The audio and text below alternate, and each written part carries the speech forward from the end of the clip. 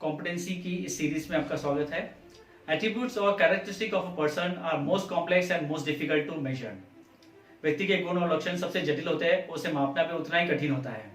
Aptitude, reason and intelligence suggest that potential to acquire a particular skill और knowledge. जिस तरह इसका aptitude रहेगा, इंटेलिजेंस रहेगा, उसी तरह उसका नॉलेज का झुकाव हमें दिख जाएगा। Trait such as extroversion, self sufficiency or tendency may indicate the disposition of dealing with certain type of situation or performing in certain roles. अब आते हैं यहाँ पे कॉम्पिटेंसी पिरामिड में। अगर वापस अब एक बार आते हैं कॉम्पिटेंसी पिरामिड में, इस पिरामिड में हम देखने वाले हैं, जैसे टॉप में आपने देखा tip of the iceberg is behaviour, बीच में स्किल एंड नॉलेज का होता है, और लास्ट में होता है aptitude as well as personal characteristic. अब इसमें देखते हैं कोई इनेट जो इनबॉर्न टैलेंट होता है और कोई एक्वायर्ड एस्पेक्ट होता है।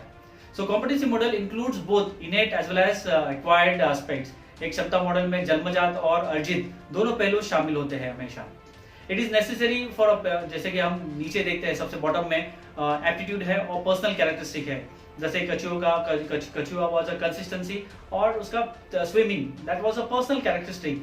जैसा रैबिट का हमने देखा यहाँ पे speed was a personal characteristic, वो उसका इनेट हो गया, राइट, वो जन्मजात था उसके पास में, पैदाइशी था उसके पास में।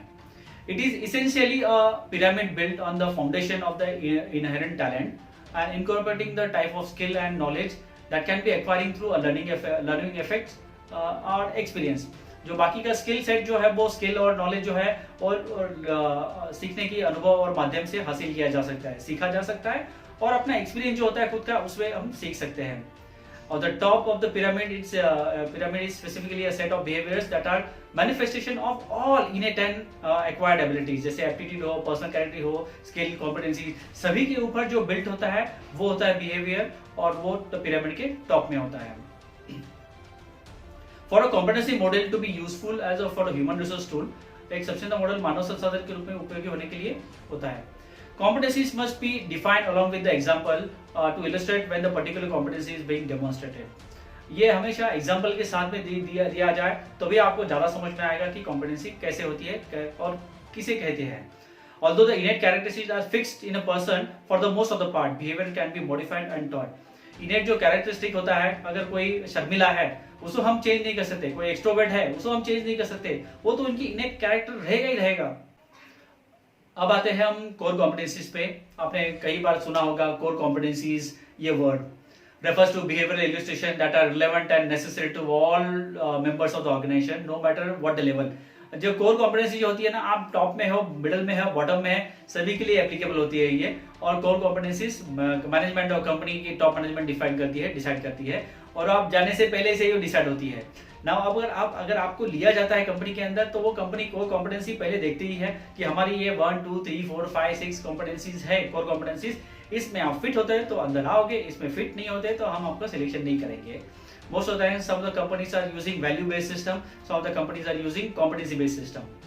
तो हर कंपनी में अगर आप किसी भी इंटरव्यू देने जा रहे हो तो उनकी कोर कॉम्पिटेंसी क्या है और उनकी वैल्यूज क्या है वो एक बार समझ लेना, ताकि आपको आसानी होगी इंटरव्यू का आंसर देने में।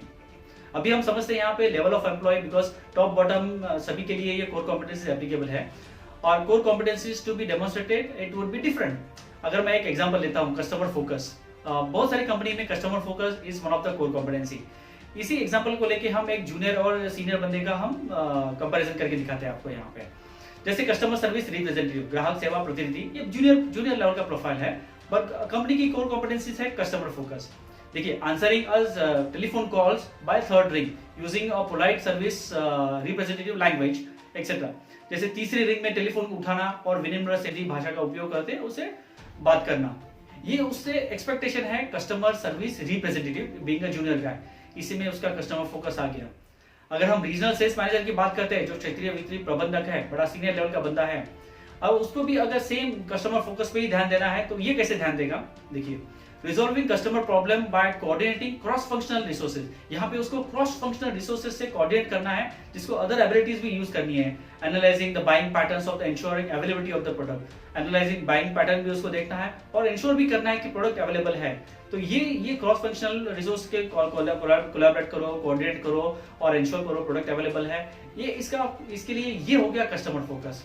तो हमने देखा यहाँ पे कोर कॉम्पिटेंसीज जो है वो ऑर्गेनाइजेशन लेवल होती है, हर लेवल में वो अप्लाई होती है, जो है चाहे वो सीनियर लेवल हो, मिडिल लेवल हो, जूनियर लेवल हो, सभी के लिए उसके मायने थोड़े अलग अलग होते हैं। कुछ अभी जॉब कॉम्पिटेंसी के बारे में बात करते हैं। जैसे सब एग्जांपल्स देता हूँ यहाँ पे 45 एग्जांपल्स मैं दूंगा यहाँ पे शब्द, बट ये काफी सारी होती है। जब भी हम टाइम मिलेगा हम एक एक के अंदर डीप में जाके अंडरस्टैंड करेंगे।